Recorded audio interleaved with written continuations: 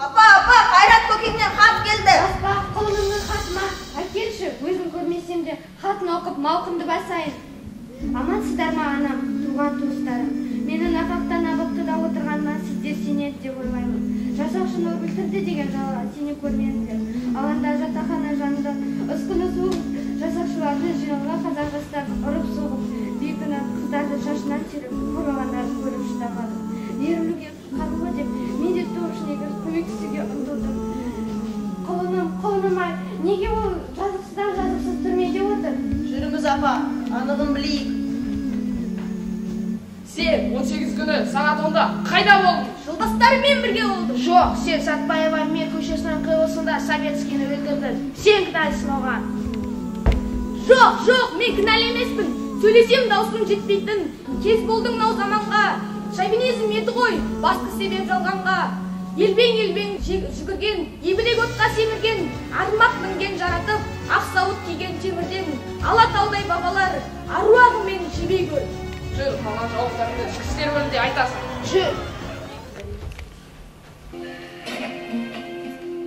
Желтоқсанда шындық жырын шырқаймын деп шарқ ұрдың. Желтоқсанда егеменді ел болсақ деп талпындың. Кеудеңде әлі сызы жатыр сол кездегі салқынның. Айналайын жас қайратым, жас өркені халқымның. Өсер елдің қай сәтіде бірлік болмақ қалауы. Лаула желтоқсанның мұзға жаққан алауы. Өздеріңдей өр намысты жас өркені бар елдің. Ешқашанда еңкеюге тиісті емес жалауы.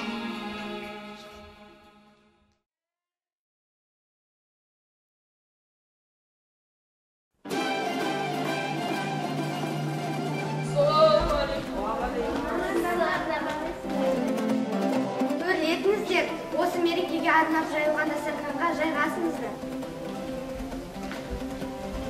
Ұлыстың ұлы күні ақ батамды берейін. Я Құдайым оңдасын, жаманшылық болмасын. Аруақ біткен жар болып, қызыр бабам қолдасын. Аман сақтап төр басын, еккен егін солмасын. Орта толып ырысқа бейбіт өмір орнасын. Бақыт ашып қақпасын, мәңгі бақыт жатпасын.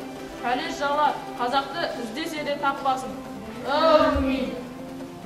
Ал енді дәмен алыс дейіңіздер.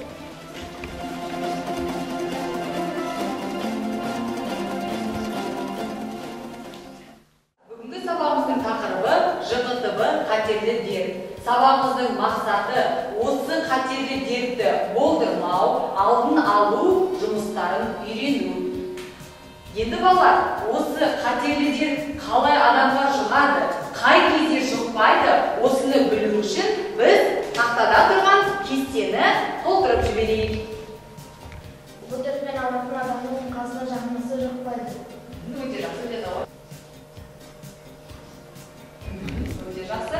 Келесі, ал енді қай кезде жұғады? Ауру адам пайдаланған инені екінші адам пайдаланса, сол дерт соңы жұғады.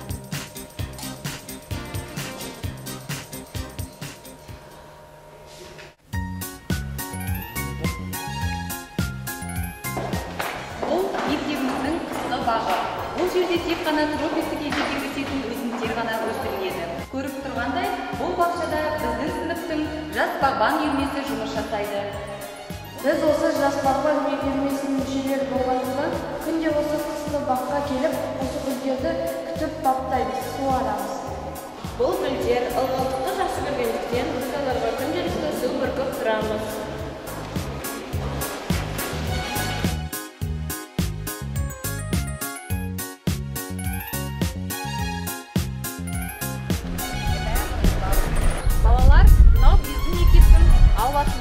Өзімізге берілген учаскені осы жерге тазарту жұмыстарын жүргізіп, гүл егеміз.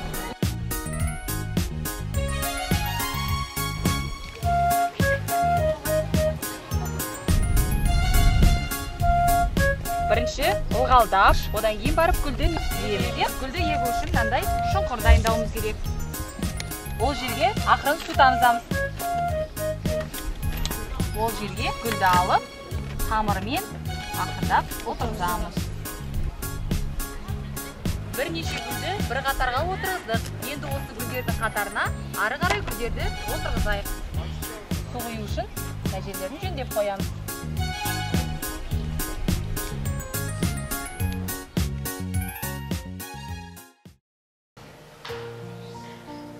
Балалар, біздің елімізде 14 облыс бар. Соның ішінде 4 аймақ экологиялық зардапқа ұшыраған. Көптеген аймақтардың суреті берілген. Соны тақтаның мүмкіндігін пайдалана отырып, жандарына орналастырамыз. Кәнеки бірінші Маңғыстау аймағы. Каспий теңізінде мұнайдың қалдықтарынан су ластанып, балықтар қырылып жатыр. Арал теңізі тартылып, бүгінгі таңда экологиялық проблемаға ұшырап жатыр.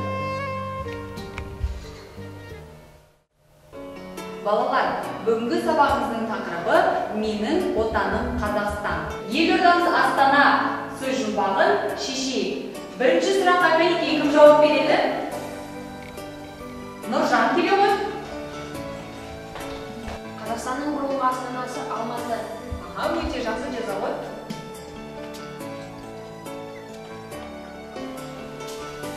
Қазақстандағы ең үлкен көл Каспий. Кәнеки бәріміз орнымыздан тұрып, атамекен әнін орындайық.